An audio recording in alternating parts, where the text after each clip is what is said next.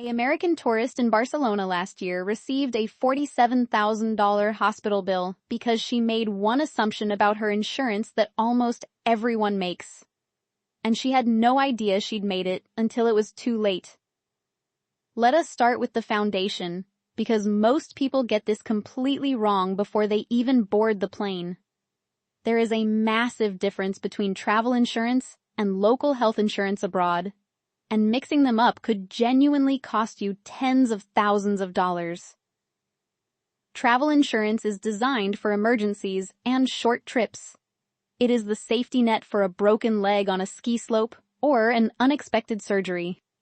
But if you are relocating, living abroad long-term, or spending extended periods in another country, you need to understand whether you have access to that country's local health insurance system, because that changes everything.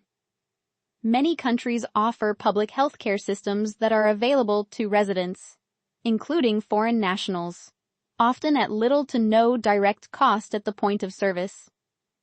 Countries like Germany, France, the Netherlands, and Canada operate on social health insurance models where contributions are made through employment or direct registration.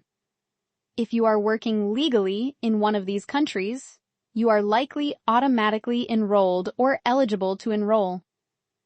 That monthly contribution might feel like a deduction on your paycheck, but what you are buying is access to a system that covers doctor visits, hospital stays, specialist referrals, and in many cases, prescription medications at heavily subsidized rates. That is an extraordinary value that millions of expats completely ignore because they assume their international travel policy covers everything. It does not. Now here is where it gets interesting, because even inside countries with strong public systems, there exists a parallel private healthcare world.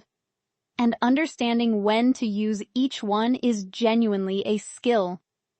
Public systems in many countries are excellent, but they come with trade-offs. Waiting times for non-emergency procedures can stretch into weeks or months. You may have limited ability to choose your specialist. The administrative process, especially in a language that is not your own, can feel overwhelming and exhausting. Private healthcare, on the other hand, offers speed, choice, language-friendly staff in many expat-heavy cities, and an overall smoother patient experience. The cost is higher, but in countries like Thailand, Mexico, Colombia, and parts of Eastern Europe, private care is extraordinarily affordable compared to what you would pay in the United States or the United Kingdom without coverage. The strategic move here is to use both systems intelligently. Maintain your public coverage for major medical events, hospital admissions, and ongoing chronic care.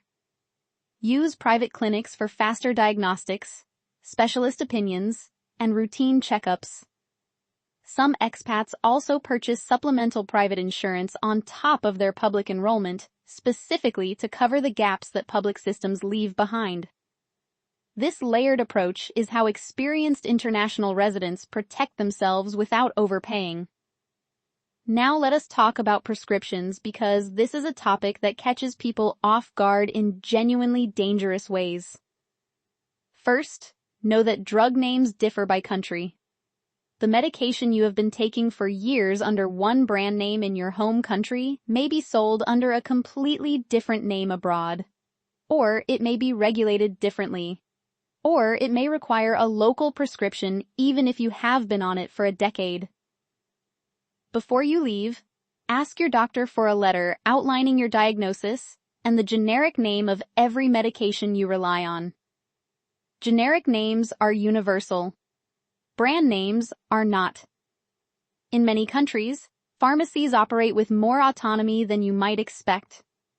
In parts of Latin America, Southeast Asia, and Southern Europe, pharmacists can recommend and dispense medications without a prescription that would be prescription only in other places.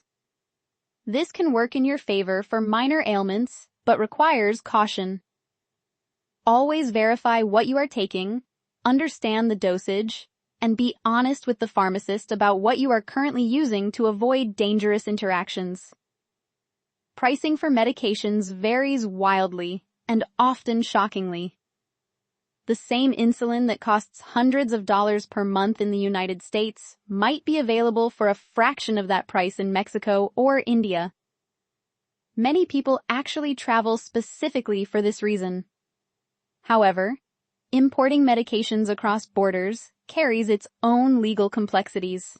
So always research the regulations of both the country you are buying in and the country you are returning to.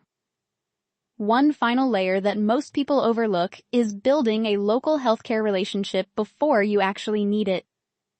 Find a general practitioner in your area within your first few weeks of arrival. Register with a local clinic. Understand where the nearest hospital emergency department is and what category of hospital it is. In many countries, hospitals are rated or classified, and knowing whether you are heading to a regional public facility or a major teaching hospital can influence the quality of care you receive in a critical moment. Healthcare abroad does not have to be frightening. With the right preparation, the right coverage, and the right knowledge, you can access systems that are sometimes genuinely better than what you left behind. The expats who thrive internationally are not just the ones with the most money. They are the ones who did the homework, built the local connections, and stopped assuming that what they knew back home would work the same way everywhere else. That 2 a.m. emergency room does not have to be a nightmare. It can be manageable, affordable, and maybe even fine. But only if you start preparing right now.